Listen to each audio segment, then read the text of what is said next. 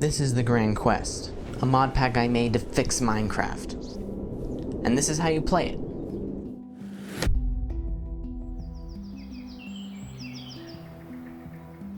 When you start, you will find that you will only have 5 hearts. In order to get more, you will have to gain XP. XP is given through tasks like mining and slaying monsters. Every 3 levels you get is another half heart.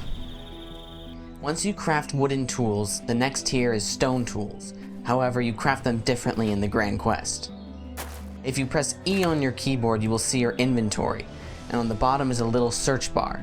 If you search for anything in the Grand Quest, it will appear in this panel. By clicking an item in this panel, you will see how to craft it. If you right-click items, you will see what the items are used for.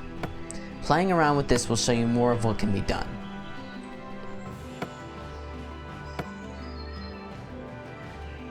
Before nightfall, you should make a campfire wherever you're staying, as it will grant a healing effect and you can roast rotten flesh from zombies on campfires to make leather. Use the leather you made before to craft leather armor. The next tier is chainmail.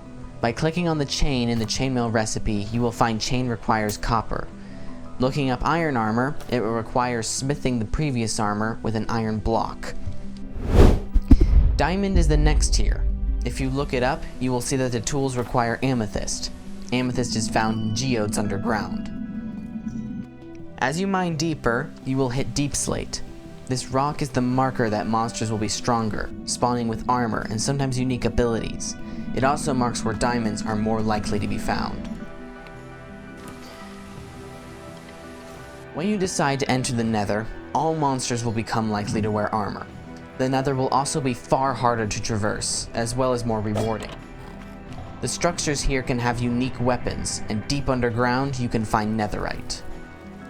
Before adventuring in the Nether, enchanting your armor with Gale or Dash will help tremendously with traversing.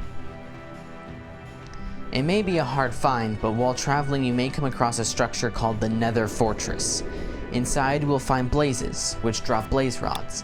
These can be used to craft the Eye of Ender. The Eye of Ender is your key to the end of the game. The recipe will ask for 7 items that are scattered across the world. Wind charges from child chambers, prismarine shards from monuments, totems of undying from woodland mansions. These structures can be found with maps, traded with villagers. Echo shards from ancient cities found under giant snowy mountains, blaze powder from the Nether Fortress, phantom membranes from phantoms that spawn after 3 nights of no sleep, and finally, the Ender Pearl, dropped from Endermen. With 12 of all these items, you can craft 12 Eyes of Ender. By throwing one, it will point in the direction of the stronghold. The stronghold houses the End Portal, which you will fill with your Eyes of Ender.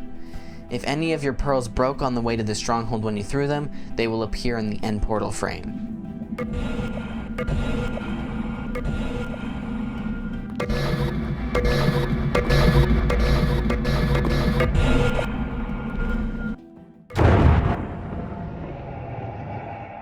With the portal filled, you jump in and see giant obsidian pillars. A bell will begin to ring.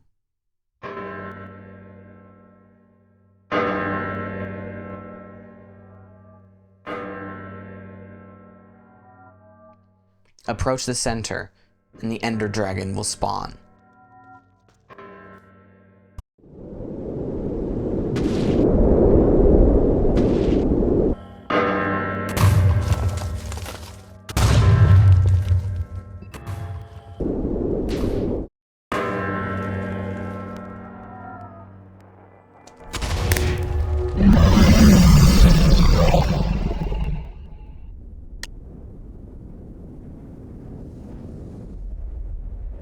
If you slay this beast, you will be rewarded with a portal back to the overworld and the dragon's egg, but you still have one last place to go.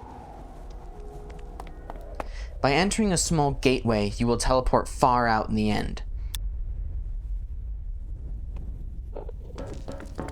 Hunt for a small lighthouse.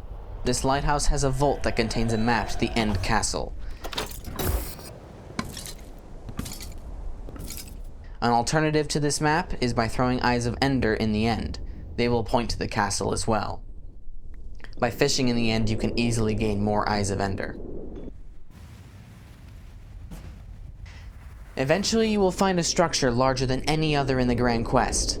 This is the End Castle. The entire place will be filled with monsters, from tiny bugs to giant phantoms.